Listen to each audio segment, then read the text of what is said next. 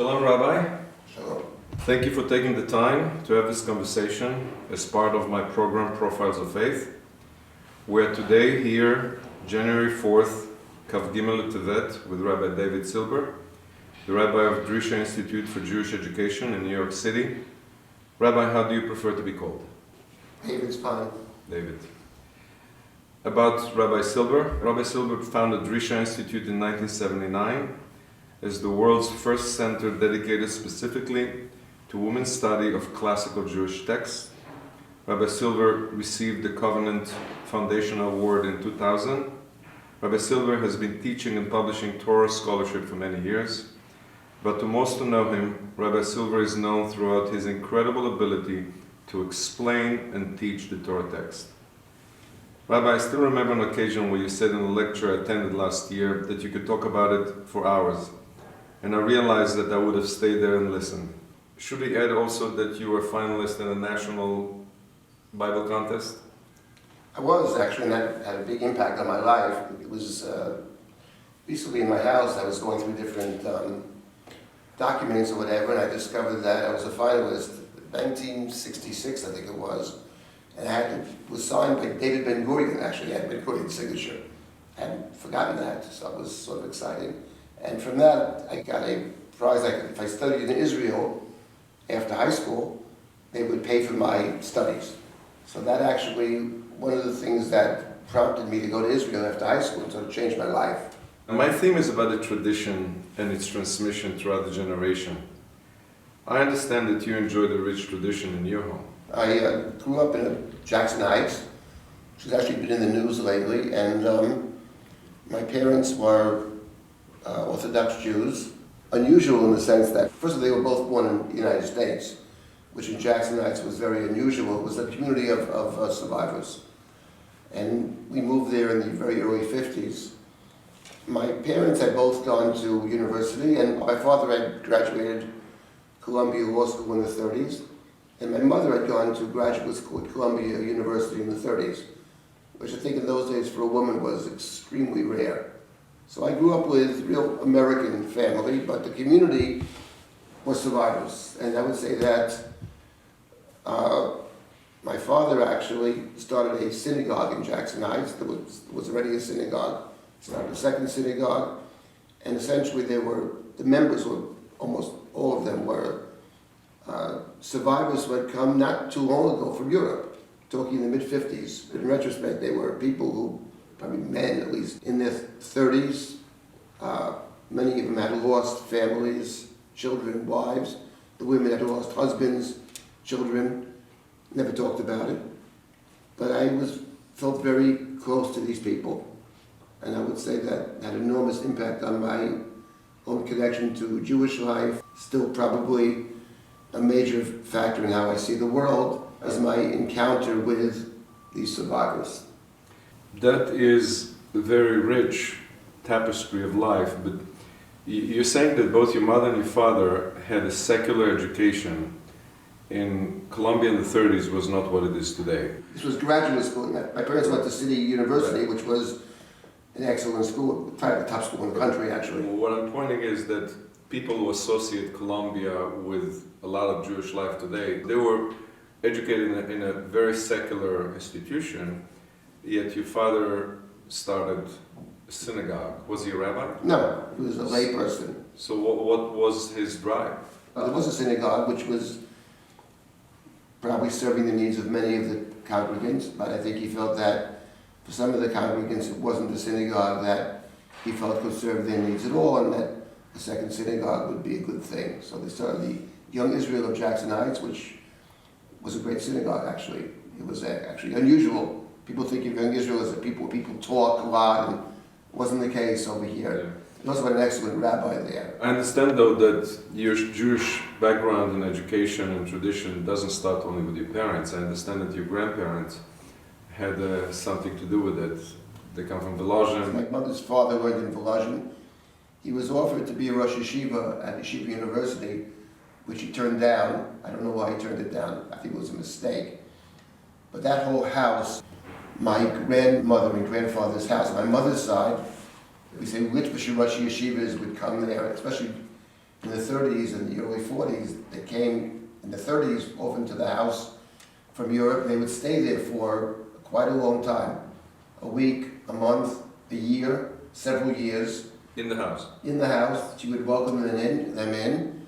And later in my life, some of these people were very helpful to me as a way to repay a debt to my grandparents.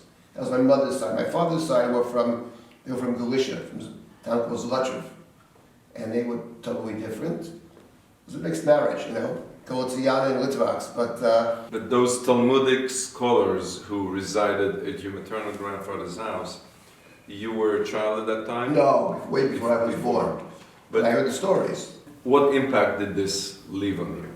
The knowledge, your grandfather, you heard this must have been something that was ongoing, the air you breathed probably in your home. How did it affect you? The truth of the matter is that I'll tell you that the people in the house, my mother was with them for many years. We think of the big Rosh Yeshiva or something. She thought of them as the people that live in the house. They were very human with all the imperfections. They were people with all the problems that everybody has. So this idea of the Rosh Yeshiva being on a different planet, that was far removed from my thinking. But what came through was two things. A love of learning that both my parents had, especially my mother. And I would say in addition to that, more important than the love of learning, was the fact that my grandmother had this open house where people would come and stay for as long as they needed. And it was a level of generosity and kindness that was beyond belief. That stuck with me, and over the course of my life, and I was not a great student, to put it mildly, was very turned off through most of high school, till after high school. And I got connected to learning when I was in Israel, but some of my Rebbes were very nice to me. I had an 8th grade Rebbe. I was a terrible student, but he had been sick, and my aunt had taken care, probably saved his life, basically. So what could he say? So he, and the same thing is of all these people that wanted in some small way to repay a debt. So what I took from that household was more about the kindnesses of especially my grandmother, I think. But look, just yesterday, my nephew wanted to know about my parents' wedding. They got married in a house on the west side of Manhattan. Who were the witnesses at the wedding? So do I remember? I'm quite positive the witnesses were Chaim Heller, who Chaim Heller was one of the greats. Rabbi Soloveitchik wrote his famous eulogy. Plata Sofreim, which is one of the best things Rabbi Soloveitchik ever wrote. He was one of Rabbi Soloveitchik's essentially teachers. And Tzvi Pesach Frank was the Rav Roshi of Yerushalayim, who was in the States apparently. They were the Eidim. That's the Chevra I'm talking about. You're talking about very tremendous scholars. And Chaim Heller lived in the house for a year. He actually lived there. Rabbi Soloveitchik used to visit him in the house. Chaim Heller would scream at him all the time. Don't be a fool, don't be a fool. Scream at him, actually. And they were screaming. My mother told me one time she was very sick, and the doctor was there, and these two men were screaming at each other in the next room. He walked into the room and said, "If you two guys can't be quiet, I'm going to throw you out of here." It was Chaim Heller and Rabbi Soloveitchik. So that's the house she grew up in. So you took from this open house of welcome. Yes. And this is what Drisha is about, in a way. In a way. You created that which you imparted. You paid the debt of what influenced you. You brought over. Well, thank you for saying it. We certainly aspire to do that. I think it's a place where the students can come, and we don't judge anybody here. Everybody's welcome. Within the confines of Drisha, you have to respect the other person. There is that. You can't just yell at somebody. You have to listen, and you can respond. You don't have to agree. You don't have to compromise who you are. But I think we try to encourage the ability to hear what the other person is saying. I think that's useful. Not that we necessarily accept the other point of view, but it helps us often clarify our own point of view. And to understand that there are different approaches in this world, that there's not a monopoly on the truth, that That's different true. people can disagree. There's only one God who knows the truth, and it gives us only bits and pieces of it, so we don't get too arrogant. But before we get to Drisha, tell us more about yourself as a child. I heard about the influences, parents, your grandparents. Who was young David Silber? He's an American kid, very American kid, a big sports fan, still am, actually. What I don't have too teams? much time. I love the Mets, and I love the Mets. We're fanatical fans, but don't have the time so much to. But you know, it was a very American family, but it was extremely Jewish family. I mean, the house was filled with books. My parents were, again, both. They continued to learn, even though my father hadn't gone to yeshiva, but he always felt he had wanted to go to yeshiva. He felt he was, in some sense, deprived. He would rush off to classes. He would always like to discuss issues. He was a lawyer. But he would always discuss issues in law, how it relates to the Talmud, what the Talmudic view is. And my mother was a teacher, and she loved learning. In fact, later on, she used to take my classes at Risha, and then she would go back to Jackson Heights, and she would give a Parsha class every week to the women who were her age. Since that time, they were in the 70s probably, but it's a woman who loved all learning, Jewish and secular learning, general learning. So I was blessed in that respect. I felt very fortunate. So, what is the first memories that you remember of distinct Jewish, godly, Jewish memories? What are those, besides sports and a warm, loving house with a lot of education? Where did you become independently connected to it? In total honesty, I was beginning in about 6th grade, I was totally turned off to the schools I was in and to Jewish learning. And, you know, I was observant actually, but in my head wasn't there. But I think probably unconsciously I was connecting. But the thing I do remember, and to this day, my father especially loved to pray. He had a very beautiful voice. He loved the chazanas. And my memories are going to the synagogue, especially around the high holidays.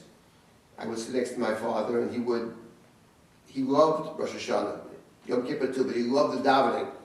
And I remember the synagogue was the place that saved my soul, actually, because the synagogue was, first of all, I could daven. I would sometimes lead the davening as a kid, but I was also a Baal Koreh. I would read the Torah. That's how I got into just to digress for a minute, I was in the Chidon Tanakh, international, I got to Israel, to the International Bible Contest. I was very fortunate to finish as a finalist. The truth is, I didn't know so much Tanakh, but what I did know was the Torah, because I read it, I knew it pretty much by heart. And there was a focus on the Torah, there was other things. I always loved Tanakh, which probably came out of the reading the Torah.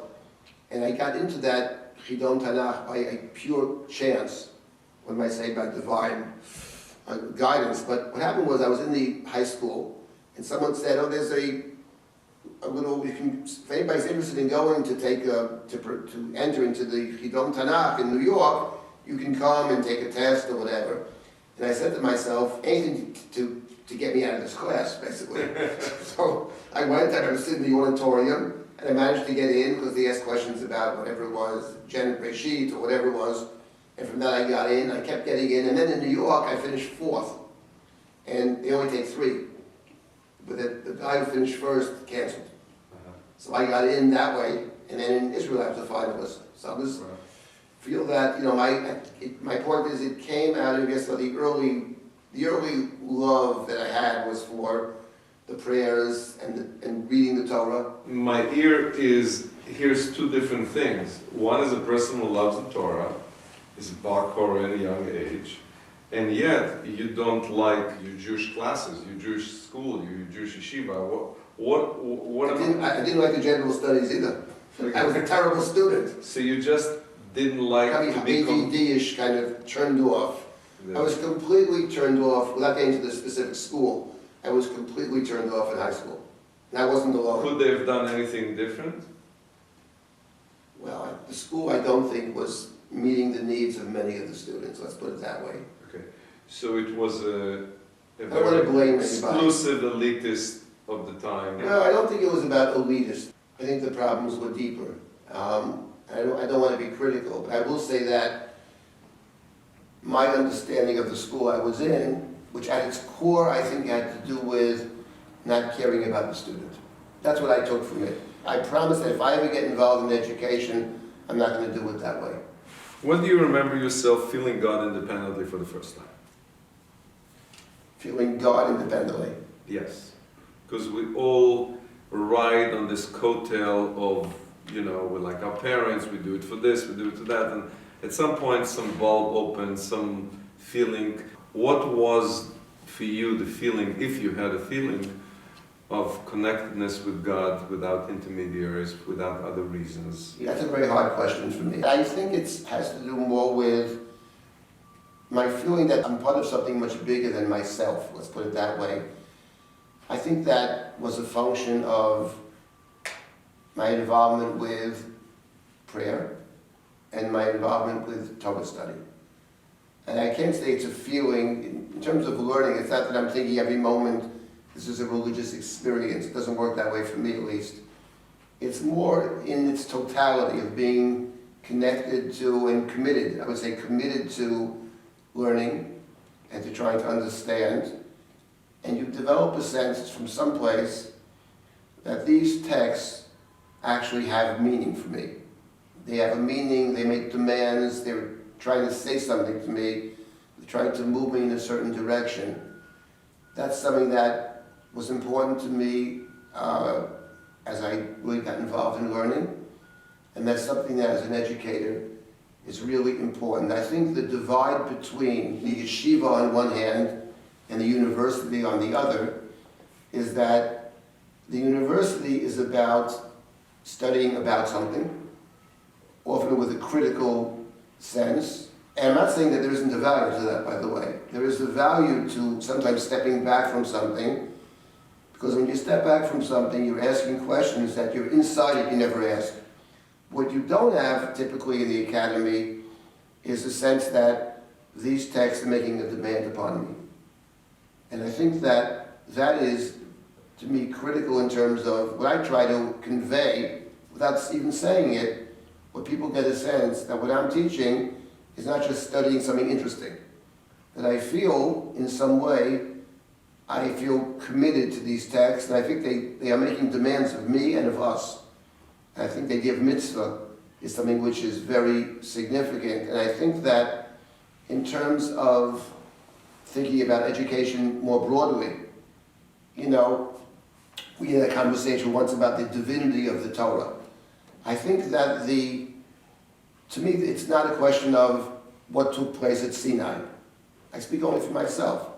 But the real issue, I think, is a sense that of wherever this took place and however it was communicated, that I am committed to, and I see myself as a commanded person. I see myself being placed in the world, and I am being commanded, maybe in specifics, and beyond that, I'm being commanded to use my abilities, whatever they may be, to serve, whether it's to serve the Jewish community in terms of education, or serve the community in terms of kindnesses, or any number of ways, or to serve the world. And every person, I think, has to try to figure out what their particular obligation is. This is something that I took in terms of my growth, I would say. And this is, we'll get to this maybe, but this is the deep Hasidic teaching. So I didn't get this from Yeshiva University. I see a soldier who is in the trenches of Jewish life. And you don't care where the orders came from. You're a soldier in the trenches of Jewish life, and you're doing your best. No, I do think it comes from, I wouldn't say that. In other words, I'm not a theologian, and I have doubts about theology too, I must confess. You have theology about theology. Exactly. I have my questions I read about. One thing I took from the Shoah is a very simple thing, which is, first of all, anything is possible, and we know very little, and let's not pretend we know more than we know. So I don't try to solve these ultimate questions. I have a sense, wherever it's coming from, that there's something much bigger than me that makes demands upon me, and I try to figure out how I, in whatever ability I may have, as you say, I'm in the trenches, I want to be in the trenches, and I think something may work for me. It doesn't mean it works for you. You may have, you're a different person, you're also in the trenches. We're all in the trenches. If you didn't like learning text, what would you do? I would say, trying to help people with their problems, whatever Chesed. their problems may be. Chesed, very broadly speaking, and I don't know if we're going to get to this or not, but in terms of where Drisha is headed in a very different direction right now than what it's been in the past.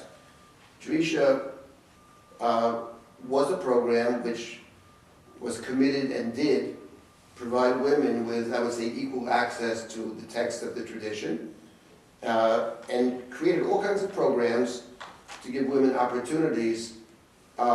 In 1984, I started a kollel for women. That's like saying I'm starting a kollel for Martians. 1984. That was so far ahead that You no want one to knew. explain that women don't see themselves as Martians, it's just that they were treated as such. True, but I'm saying it was so. In Jewish life. Yes, and the point is, it was so. It wasn't. Someone said, "Well, was there a demand for it?" And the answer, there wasn't a demand for it. No one voiced that. No one thought it possible. Well, But there was a demand. There was actually the catalog, there was a lot of, coming from the 60s, there was all this movement There of... wasn't a kollel for women. There was We not paid a women kollel. to sit and learn Torah all day. I Right. mean, we actually paid the money, which was actually very important. But we initially started as a place to provide, I would say, the entire Jewish community, because the women were excluded to a large measure, and we provided a place for them to study Torah, and the hope was, in studying Torah, to transmit it, to contribute, to assume positions of leadership in education. That's what we began with. That was one of our, if not our primary mission, and it continues to be, I think, very important. I don't think that battle has been won yet. I think there's a lot of work to be done, but the truth is that the last several years, we were on a slightly different trajectory in relation to what you mentioned before. We've also started programs in Israel. That's for men and women together. And there the focus is, and the issue that concerns us, is the connection between learning Torah on one hand and life on the other, and the problems of life. Implementing the Torah learning, the Jewish Yes. learning. But implementing in an interesting way.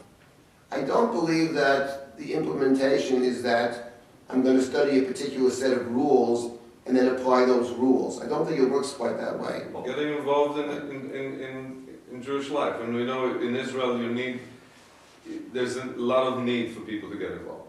There's a need everywhere, and you're right, in Israel, and they've got good people in Israel, but I believe that the study of Torah actually transforms the person. I think it actually makes you a better person. That's my belief. It is so correct. The people in it, are committed to it, and they say it, and people who recognize it agree with it, but it doesn't translate well. And I'll tell you what I'm talking about. Torah learning is transformative, but it only transforms those who subscribe. They're almost like two parallel paths. We're relying on people to get hooked onto something, and then we're relying on the text and the authority of the text and the divinity of the text to make a person feel behooved to it. But there's no bridge that is very simple, and it's a leap of faith. So this whole idea of authority, divinity, inspiration, but there is the sense that it behooves me, that it commands me to Right. do, to act upon it. Only those who are inside agree with it, and the teachers make you feel guilty if you didn't agree with it. How does it work? I don't know how it works globally. I can only tell you my approach and what I try to do. First, let me say something else which surprised many. I remember saying this, I forget where it was, in some setting with a foundation, and they were shocked when I said this. They asked about my desire to be a teacher. And what I said to them was that actually, I never really wanted to be a teacher. But the reason I got into teaching was because I wanted to study Torah. If I go into business, I won't have the time. I figured since I wanted to always learn, the best way to do that is to become a teacher. And I told them, that's not true only of me. It was true of every single guy who was with me in the yeshiva. Every one of my friends went into teaching for the same reason that they wanted to learn. Now, of course, Ulterior motive. ulterior motive. Now, sometimes they can't actually teach. I was very fortunate in the sense that I think I improved a lot as a teacher. I had people around me who critiqued me. I was in many different settings. But let me say the following. My goal in teaching is to engage the student with the text, but more than that, to fall in love with Torah. When you fall in love with something, You follow it. exactly, and you're willing to make commitments for it too. And that has been my approach. I'm willing to make commitments because I love the Torah. And my students, and it's interesting, we had a program here for several years which trained teachers to teach in day schools. Ashar, it was called. And we actually trained 40 teachers in 4 years, which was pretty good. But the truth is, and many of them worked out very well, prior to that, we had no such training program, but we had women who came to study for 3 years. And most of those women, after they left, they got jobs as teachers. We did help them, and some of them were quite terrific, and they got jobs, and to this day are teaching with quite significant positions in the Jewish world, especially in Israel. So what happened was they got engaged in learning, they loved it, they wanted to continue, and therefore we encouraged them from the very beginning to pursue education. It's great. So there are two methods. One is the Hasidic way, which is falling in love with something, and one is the Litvak way, which is you're told to do it. That's right. So let me tell you this. I was totally turned off for a long time. I'll speak for myself personally. Telling me you got to do something is not going to work. So the Litvak way didn't Litvak work. will not work for me, the Litvak. That doesn't work. The other way that let's engage you in some sense, it has to be, at the end of the day, Let's seduce you. it's got to be your decision. I can't tell you what to do, and I don't believe I should. It got to make you believe that it's your decision, but Right. actually Well, making you fall in love with something. Giving you a candy Right. is not exactly your decision, because that person who gives you the candy knows that you're going to like the candy. True, but I would add one thing to the candy, which is that when you engage someone in the study of Torah, I'm convinced that whoever engaged me in the study of Torah probably was not completely happy with some of the things that I've done in my understanding of Torah. So when you give people freedom, which I think is the only way to teach, you're taking a risk or a chance that they're going to say many things you disagree with. But this is life. I totally agree with you. I'm just saying that Yeah. part of, I think, what Risha has been about is we're going to present an approach or many approaches. You're going to make your choices. We think that the Torah has a lot to offer everyone. And at the end of the day, you're going to choose what to do with it. That's your choice, and we're going to respect your choice. And we may disagree with some of those choices. That's okay, because that's what Torah is about in the broader sense. There are many paths. Debates. It's debate. It's all debates. Talmud is replete with debates, and we don't have to agree with each other, but we should be able to talk to each other. Coming to the same question from another angle, you grew up in an observant household. How do you explain that so many of our youth who grew up in observant households are turning away from the observant life of their family? Well, first of all, I think that there is a natural tendency for people to try to find their own path. I also try to find my own path, and the path that I ended up taking was not necessarily the path that my parents came to, actually approved of the path that I took. My parents actually did not have only one path. I think they were pleased with the path all their children took. But I think that in general, young people are trying to find their own place. And I think we live in a different world today. I'll give you an example. I went, after high school, I ended up in Yeshivat Keren B'Yavne. It's not that I chose to go to Keren B'Yavne. My parents put me on a plane, and Rabbi Meltzer, who had lived in my grandparents' house for 4 years, met me at the airport. And I stayed at his house for a week. And he said, "Where do you want to go?" The truth is, I didn't want to go anywhere, but I couldn't go home. He ended up. Why not? The parents sent me off on a plane.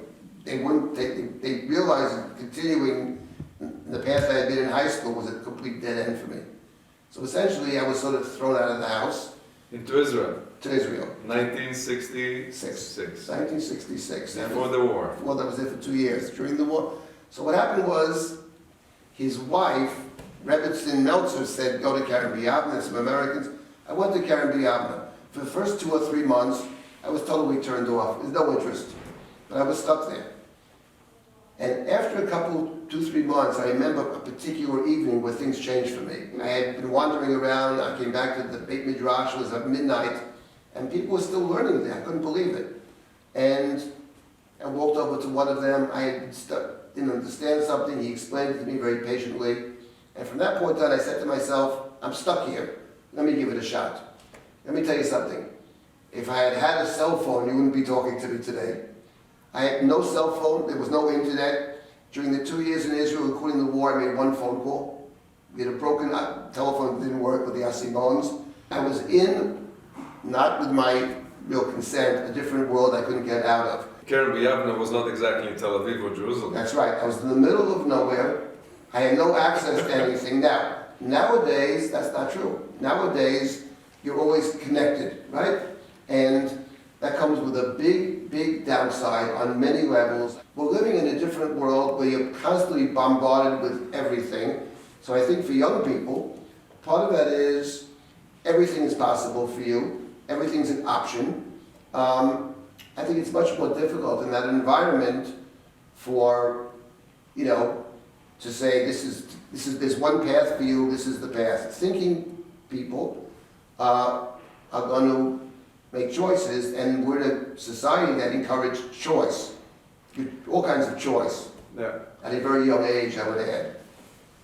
So you mentioned a lot of important milestones that can actually be put on a board and say, well, this is Rabbi David Silber's path.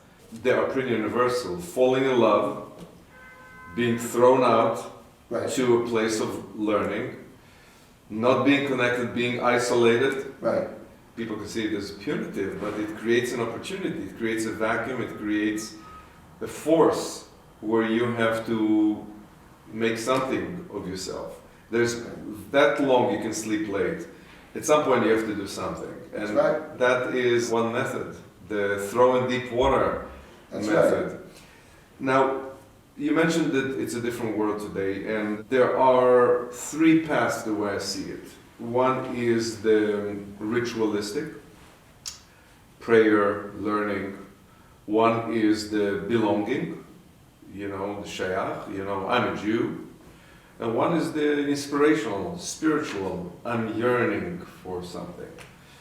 And interestingly enough, you have all 3 paths work more independently than combined in today's world. Speak a little bit about the connection between ritual, observance, spirituality, belonging, and how young people today can see the connections rather than separation between the two, all of them. I think ritual actually has several pieces to it. I think what young people need, middle-aged people, older people, what people are looking for, and very appropriately so, is a kind of community. I think people look for community. I think one of the functions of ritual is that communities have common practices. And you here in New York City, you travel to Europe or whatever, you walk into a synagogue, and they're pretty much saying the same prayers. It's quite amazing, you think about it. So I think the function of ritual, part of it has to do with creating community. Belonging. That's belonging, exactly. I think that the problem, you talk about, I know in Israel, many young people after the army, they go off to India or wherever they're traveling. And to me, what that says is that they're looking for something. They're searching for something that they feel they can't find within their own setting. To me, it is, without an explicit critique, I think it's we as Jewish educators have to think about what is it that's being offered to these young people that we're not providing. I think there is a lack of... Falling in love. Exactly. They can be. Falling in love, and I would say they're not really understanding the meaning. In other words, I think that all religions, including our religion, are an attempt to provide meaning to our existence, meaning to the world, to explain things to us, not to make it easy necessarily. And the truth is, I don't think people want life to be easy. I don't actually believe that. I believe people are willing, I talked about love, people make great sacrifices. If you love somebody, if you have a sick child or a sick parent, people do all kinds of heroic things to help the other. But I believe people fundamentally, for the most part, have a lot of very good instincts and want to do good if they see a purpose and a reason and a meaning. And I think that as a community, we haven't necessarily taught people what is the meaning. Now, let me tell you the way I see Jewish practice, or we call it halacha, what I think is one of the primary ideas of Jewish practice.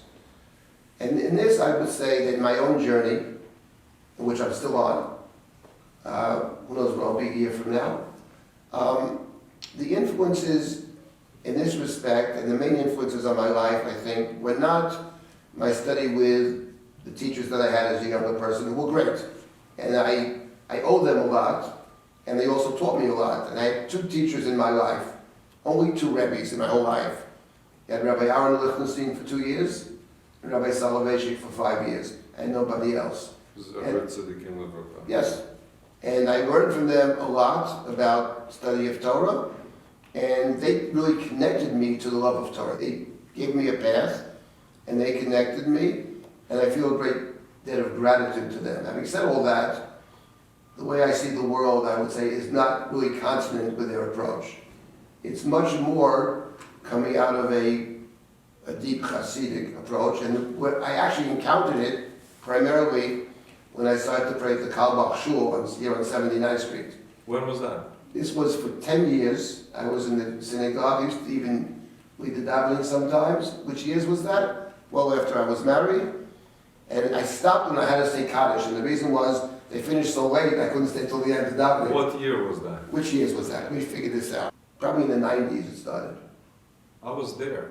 Yeah, okay, I was there in the 80s. That was in the 90s. Elichaim, I was there with Elichaim. This was after Elichaim. Okay, so... This was in the 90s. Okay, so... And it wasn't about him per se. It was about a different way to see the world, actually, which spoke to me and spoke to my soul. And I think that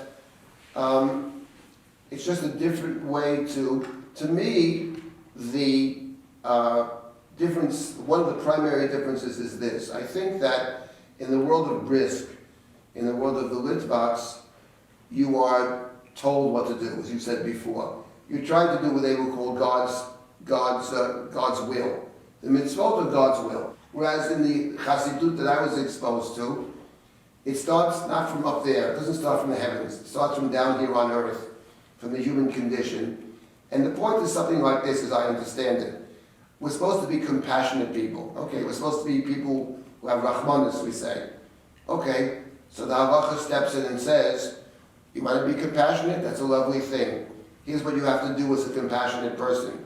You have to give charity. You have to help people out when they're in trouble, etc., etc. That the halacha is a way to act out and to play out your best moral qualities. It's not something which is just about God's will, God's inscrutable will. It speaks to the human condition. What the Torah is telling us, and the idea of mitzvah, it's not enough just to think nice thoughts or to feel good.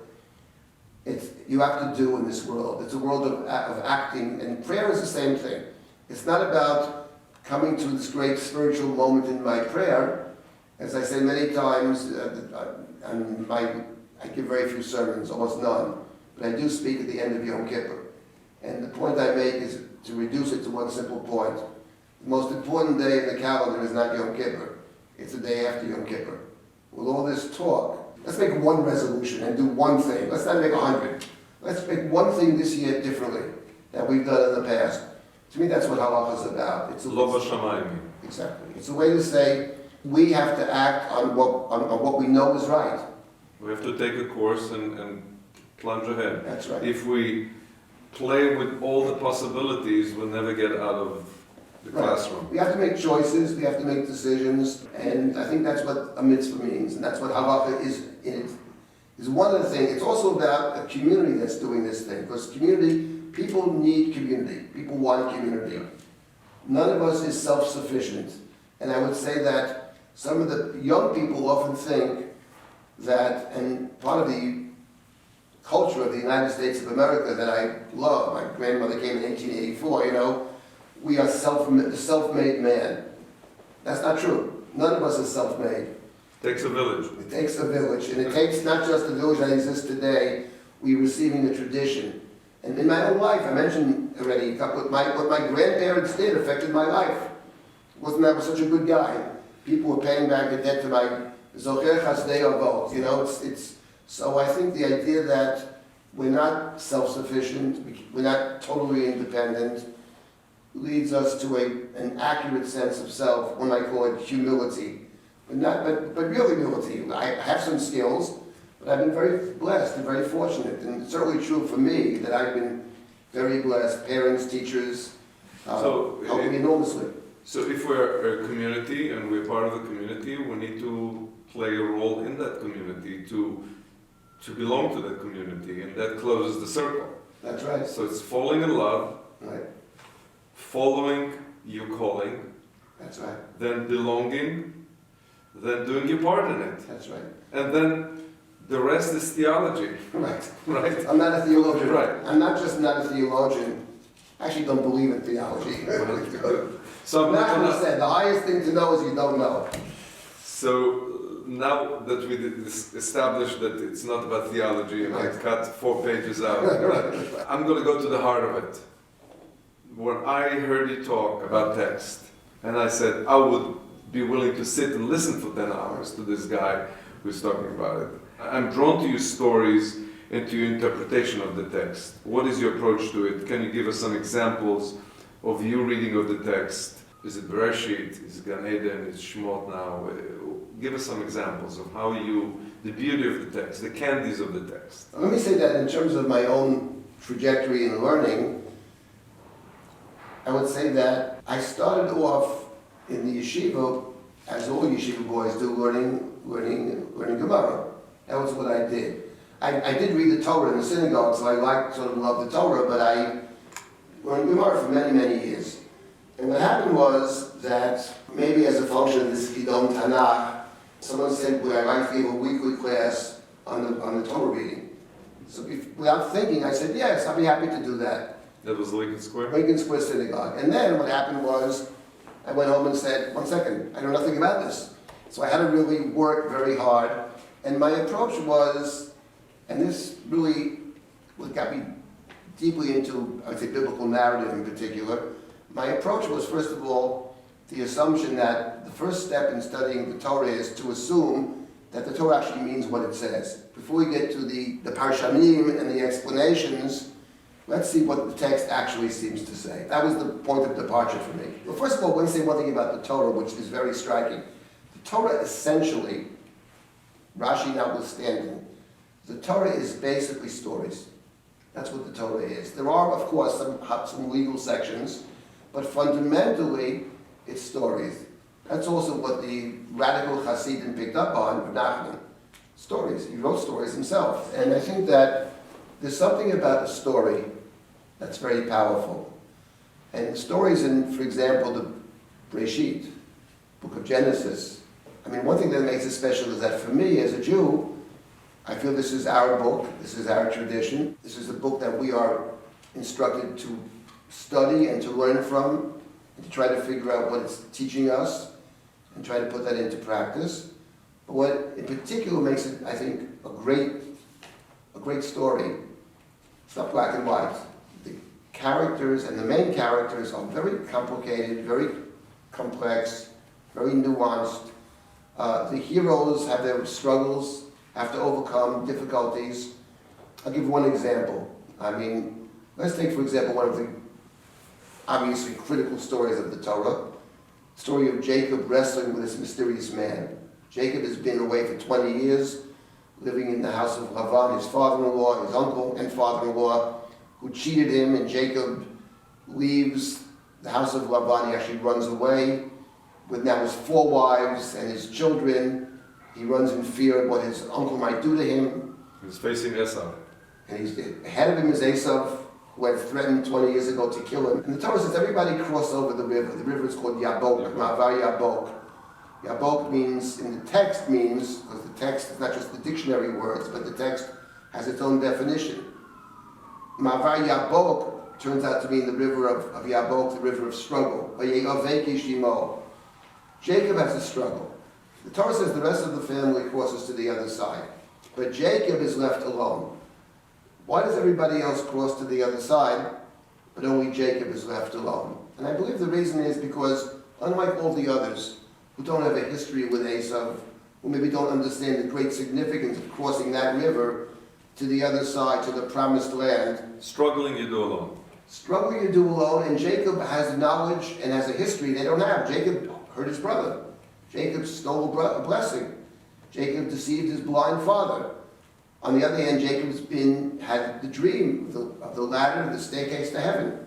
The angels, Jacob has been given a covenantal promise. So Jacob is wrestling with this ish. And I think, just very briefly, what happens in that story is that he receives a blessing in the struggle. He's wounded, but he survives. One might even say he triumphs. And this mysterious ish says, "What is your name?" Jacob says, "Jacob." Not Jacob, but Israel. You have wrestled with the human and with God, and you have prevailed.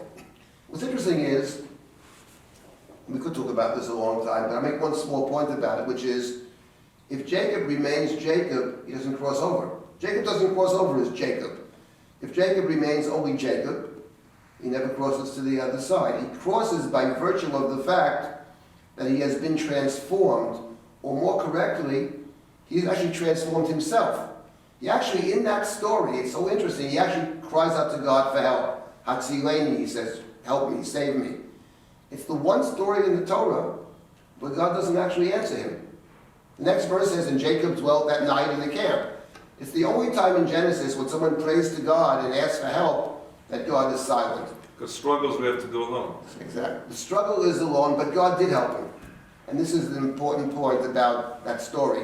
Because at the end of the story, after Jacob crosses over to the other side, he named the place Penuel, the face of God. For he said, "Ki ro'iti Elokim panim panim v'tinatzel nafshi." I have seen God face to face, and my soul will say, "V'tinatzel." His prayer initially was, "Hatzileni, save me." And what Jacob is saying is something I think very important in that story, and I took it to heart in terms of my work, which is, he actually says, God did answer me. Sometimes the answer is not just to bail the other guy out. Sometimes the answer is to provide a setting, a space, where people can work out their own problems. Because at the end of the day, I can't save your soul, and you can't save my soul. You can save your own soul, and I can save my soul. But we probably can help each other. We can help each other by giving maybe a piece of advice, or in the case of Jacob, by providing a setting, a place, where people can change themselves. And I think that Jewish education should take a lesson from that story. I think the role of a good school is to try to create an environment where the students can actually transform themselves. And remain themselves. God helps Yaakov in another way. He accepts him with both names. He says, you can use both Yaakov and Israel, which in the metaphor that you portrayed is beautiful, because meaning, I accept you the way you are as a Yaakov and the way you are transformed as a Israel. And a school and a pedagogical system, a Rabbi, a teacher has to accept the process of transformation where you still are with a foot on each side of the camp. In a metaphorical way, we are with a foot on each side of the camp our whole life. So being accepted as being both Yaakov and Israel is being accepted as a struggling human being, as a struggling Jew. It's exactly what I like about your teaching. You bring the text to life and you make it inspirational in the way to see how it pertains to each one of us. I think your point is a very important point, actually. The myth is someone is totally transformed. But the reality, of course, is that's not the case. We don't really totally change our basic nature.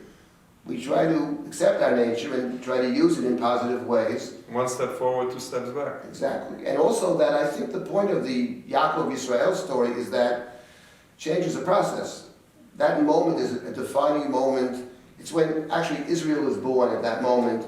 I think this is our core belief in the Torah, which is we can actually bring about our own redemption, or we can be agents in our own redemption, and that life is a process of learning. Life is a journey, and we're going to make mistakes along the way, which is human. And we have to be able to analyze, to put ourselves in a place where we can see better, whether that means introspection or whether it means being as part of a community that actually helps us out. And a good friend is someone who corrects the mistakes or tries to help you in a gentle way, but a good way.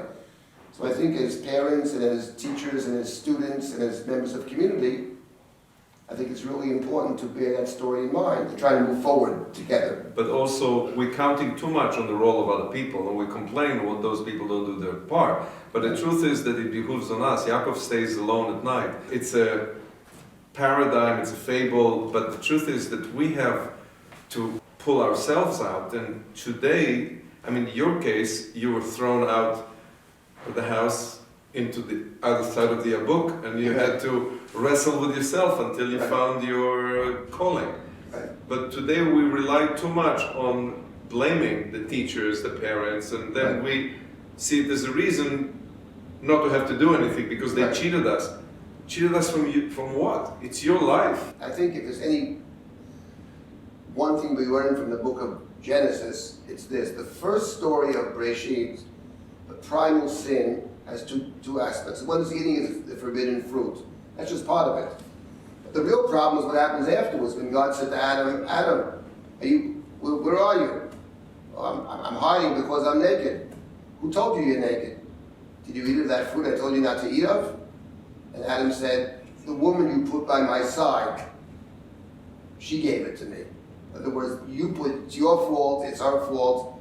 That's the primal sin. The primal sin at the end of the day, Torah is only one teaching in Bereshit. It's we're responsible for ourselves. The fact that someone said X, Y, or Z, or this and that, of course, as community members, we have to try to do better. End of the day, we're responsible for ourselves. I think that's an incredibly important point. And I think it leads to something else, which is we should spend a lot more time working on ourselves as opposed to pointing fingers at other people's mistakes. It's easy to see the other guy's mistakes. But it's much harder to see our own mistakes. Can you be coherent about what distinguishes your approach to Jewish education and what do you hope to do in this marvelous institution, Drisha, where you open the doors to all kinds of people to learn? The truth is I'm not that up on what other people are doing. I'm much more concerned with what we're doing and trying to, so I think I try to describe, we try to inculcate, first of all, a standard of learning that's very high. I think one of the things that I learned in my own education, and I was very fortunate, I was exposed to very big people, Rabbi Soloveitchik, Rabbi Lichtenstein, and others. I think it's important actually to know what it means to really know something. I think that a lot of times young people are not surrounded by great people. I was surrounded by great people in terms of learning. I was surrounded by some great people in terms of prayer. I learned from the people I grew up with. You know, the people who davened in the young Israel of Jackson Heights, out of Auschwitz. What brought them there, I can't explain it, but some of them could really daven. And I was around people who did unbelievable kindnesses. Started with my mother, actually, who was an incredible person. I was around big people, and I think that's actually very important. I think having a standard of what it means to know something, to be good at something, to push yourself to understand better and have a deeper understanding. That's part of what I think every school should be about, to understand that there are many different possibilities, to weigh the various possibilities, not to jump to conclusions. I think, again, to be around a place where you can hear other voices, because that helps us clarify our own thinking and gives a certain sense of humility that no one has all the truth. And I think a kind of activism, that is to say, an activism that comes out of the learning. If you look at the graduates of Drisha, by the way, and especially, one program I'm especially proud of is our high school program for girls, which was, I think, one of the great programs in the world in Jewish education. It takes a high school girl and it exposes her, it gives her the possibility, I'd say, to learn in a very deep way, in a very thoughtful way, and to connect to Torah, and to make the statement, the Torah is your Torah. I think that's a really important point about education. I think the message we try to get to all our students, whether they're 12, 14, or 80, this is your Torah. Whether you're a man, you're a woman, whatever your observance level, this is a gift that we have. We have been given a gift of Torah. The gift involves an opportunity to learn, but it's also a responsibility. We are responsible for learning and then seeing how it speaks to us and trying to implement what it says. So I think that's what we try to do. I can't speak about other institutions, and that's what we're trying to do here. Do you see yourself as creating change? Are you an agent of change? I see Drisha's role as being an agent of change. Tell us about change in what we are talking until now about Jewish life, Jewish history, Jewish text, Right. Torah, mitzvot, belonging, the road, falling in love, and then about being agent of change. Where does it fit in? I think the agent... What's the limits of it? I don't know what the limits are. I think it's an accurate statement to say that in terms of the place that women have within Jewish life, starting with Jewish learning, that Drisha Institute has been the primary catalyst for the positive changes. And of course, it started with just learning, but the point is, and here's where you run into issues, you can't give people knowledge and expect things to be the same.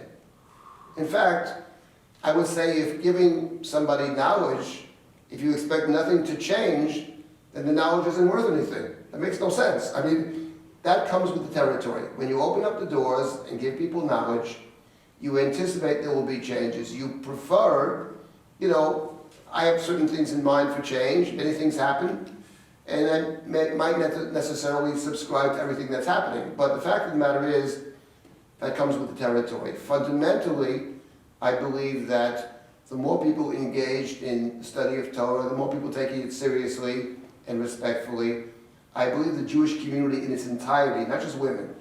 It's not a women's issue for me, it's a community issue. I believe the more people, men, women of all backgrounds, of all observances, denominations, or whatever, talk to each other, study seriously, try to see what are these books trying to say to us, and try to implement them here in Israel and any place else in the world, I think that's good. So I'd say in terms of changes that we've made, there certainly have been many changes in terms of women's role in learning and in, I would say, to some degree, in ritual life. I would say that one thing leads to the other. Those that say, well, we'll just let women learn, we don't want to make any changes, are really either being disingenuous or not understanding the nature of learning. Learning will change things. That's the fact. In defense of the people who want to limit that which we call change, Yes. is to say Torah within it includes so many outlets for people's expression, including women. If you ask Tzipora Heller, who I interviewed in the series, she said women are very happy to do. If you want to express yourself, there's an endless, you can live 10 lifetimes and never get to do one iota of what women can do as part of an extension of what the learning is. So change is not only a natural progression of what happens when you teach people, it's also the need to break new roads. So the question is always about Torah. Do we need new roads? Are new roads not creating unintended consequences? Where's the limit the individual has to put upon their own need for new, and where do you harness it into the old? That's the balance. There's a balance, no doubt. I don't agree with what you said and Tzipora Heller said. I do agree that there are many, many good opportunities within Judaism as presently understood, that there are many possibilities to do a lot of good. My point is, it's not that I expect every woman to sit in the kollel for 5 years and learn Torah. But for those women that are inclined to do so, and who will pay back, I would say, in terms of their teaching, I think there should be a place for those people. Is it a civil rights issue? I think Jewish it's a civil rights issue? Yeah, I think it's a humanistic issue, and I think that given the reality of life, it's nice to say, let's keep things the way they are. But the mistake is, things are not going to be the way they are. The rest of the world is changing. You can put your head in the sand and believe the world's not changing. The world is not only changing nowadays, but at such a clip that we don't know how to deal with it. So now about the changing world. Let's take modern orthodoxy. I don't know if you see yourself as a modern orthodox? I don't. I don't, okay. But those who try not to be black hat or too loose, they kind of put themselves in the broad modern orthodoxy. But even within modern orthodoxy, there's a pull to the right and a pull to the left. Right. When there's change, there's tension, there's stress. And then people have to take a stand to define themselves, and I think it creates a fragmentation, and Judaism is all about unity. So how do you balance this dance of unity and diversity at the same time? You're asking a big question. My definition of unity is not that everybody really does the same thing. I don't think that's unity, because people are not the same. Because people coming from different places have different approaches. I think a real community, a powerful community, is one where there is diversity, but we come together for good purposes, for certain issues, for the communal good. And I think that's my understanding of what it means to be a community. I think the questions that you're raising are good questions, and I agree with every question, and I don't pretend for a moment that I know where all this is headed, because I don't. But do you have to have like a policing of saying, this is too much change, it's going to take us, you know, to the acher, to across the board. You know, Christianity was struggling to be within the Jewish fold for 200 years. Right. You know, we think that things are very firm, but they always evolve, and there's always a danger. You know, Shabtai Tzvi or Christianity or other things. There's a struggle on the identity of the Jewish people, Jewish framework, and b'diavad, we know what it is. But while we're in it, do we learn from the past and say, be careful, this is, we're reaching a cliff here? I think there are certain things we can learn from the past. You know, those who don't learn from history are doomed to repeat it. But the problem with that is no two situations are exactly the same. I mean, the present practice of Judaism, like you mentioned modern orthodoxy, or I would say even in the Haredi world, there you have a situation in Israel where the men often are not working and the women are working.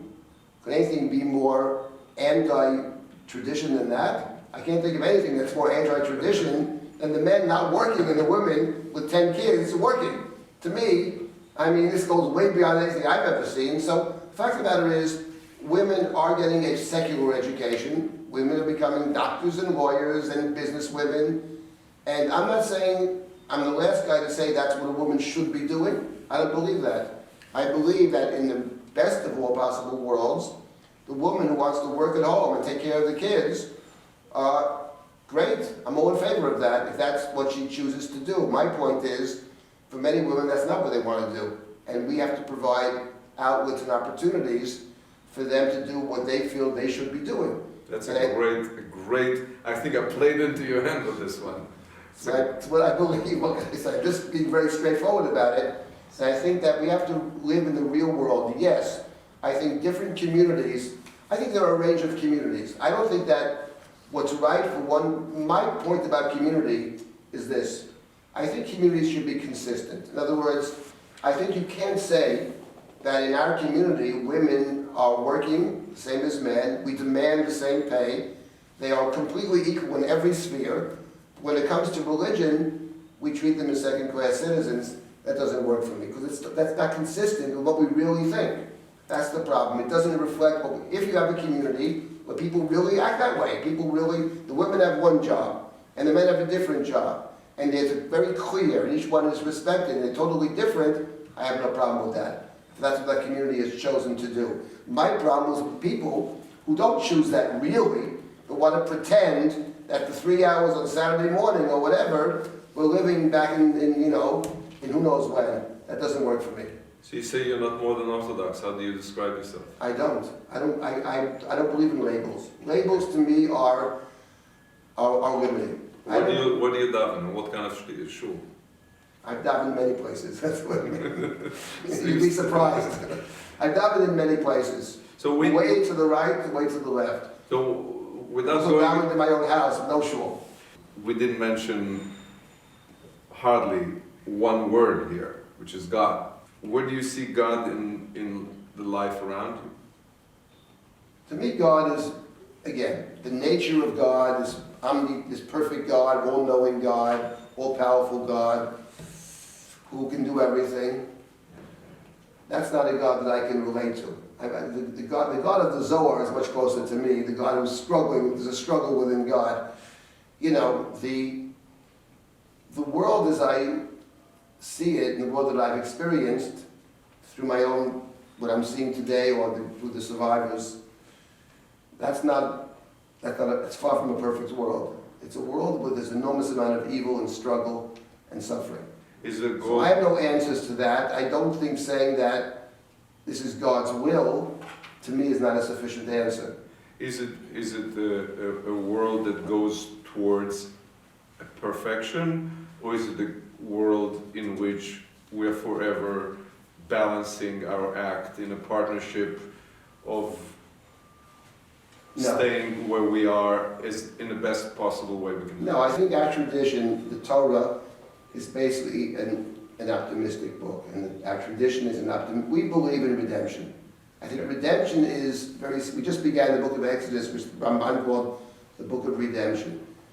I think that, unlike other people, we can't wait around for God to bring redemption. I think our obligation is to be partners with God, or to be God's agents in helping to build a better world. We're very far from a good world. There are pockets of goodness, there are many good people, obviously. There's a lot of work for us to do. And to me, God is consonant with meaning. To believe in God means to believe, in my view, for myself, there's a purpose to all this. I believe there's a meaning and purpose to our existence. And that belief I call a belief in God. The nature of God, the theology, the attributes, and all this business, I don't understand it, I don't go there. And as I mentioned before, I'm skeptical about everything I've ever read. Has not encouraged me to... It's Rav Nachman, I subscribe to Rav Nachman's statement, the highest level of knowledge is to know you don't know. So I know I don't know. But there is one place where we cannot cop out with not knowing. When we see pain around us, we cannot accept that our God, or their reality, or Torah, or anything we adhere to condones and accepts pain as a way of life. The struggle in life is a way of life, but pain, I rebel against it. And any of its worst expression, I won't even repeat. Let me tell you a story. Someone that I have great respect for. I'm not going to mention the name. But I know someone was talking to me and said, I went to this person and I said that I don't believe in God. Because I don't believe in God. You're a pious person. You do all kinds of good. You believe in God, but I don't. And this person, who I have ultimate respect for, said, listen, after the 6 million, I'm not sure I believe in God either. But here's what I do believe in. We have to do God's work. That's what I believe, actually. So if he's busy, it's up to us. God is giving us an opportunity. It's an opportunity to do... God is working through us, I believe. And we have this opportunity to be God's shluchim in this world, to be God's agents in this world. That's what I think our responsibility is. That's what I take out of the Torah. And I think that, as you said it, to stand by when other people are suffering, that's not the way. And, you know, fortunately or unfortunately, there's so many opportunities to do good in this world. I think every person has to make a decision. What are my particular abilities or skills? how can I help move this forward? And no one can speak for the other person because no one understands the other person. I'm not in your place, you're not in my place. But I think everybody has to, do have an obligation, I believe, to try to change things, to try to make them better, both on the personal level of Jacob becoming Israel, but on the communal level. I mean, a great teacher, Moses, a great master, a great teacher, taught us all about our responsibilities. And he himself lived it, not just talked about it. He went out one day, he just read it. He saw someone being beaten up, and he steps in. So he wasn't just talking. He also walked, he didn't just talk the talk, he walked the walk. It's one of the reasons God chooses Moses. If you've walked the walk, let me help you walk a little further, and let me help you bring others and teach them their responsibilities. At its core, I think, that's what the Torah is teaching us. And part of it is to understand what our responsibilities are. That's what we call the mitzvah of Talmud Torah. If somebody is inspired by what you're saying, and they want to say, Rabbi Silber, I'd like to take the next step in what you have to offer, what do you suggest? Call me. Reach our website, and if there's somebody here, find something here. Maybe there's something some other place, and I'll try to help them find it. We don't have all the wisdom of the world. There's not in Drisha Institute. I think there's some very good things that we're doing. It depends on the person's situation, where they are in life, what they're looking for.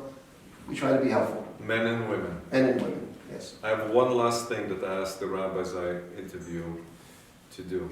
All the rabbis who are interviewed here have to sing one nigun from Beit Abba, from somewhere that means something to them. So whatever nigun means something to you, and I hear Zohar, I hear Nachman, I hear Chassidus, I hear Shlomo, I know that you have that side in you. I have no voice right now, unfortunately. I love there are many great Hasidic nigunim. I love this nigunim of Mudgets in particular. Bravsman and Mudgets. Nigun. Shlomo Karbach, one nigun that means something to you. Oh, there's so many. Okay, I'll sing one little nigun. We need the words.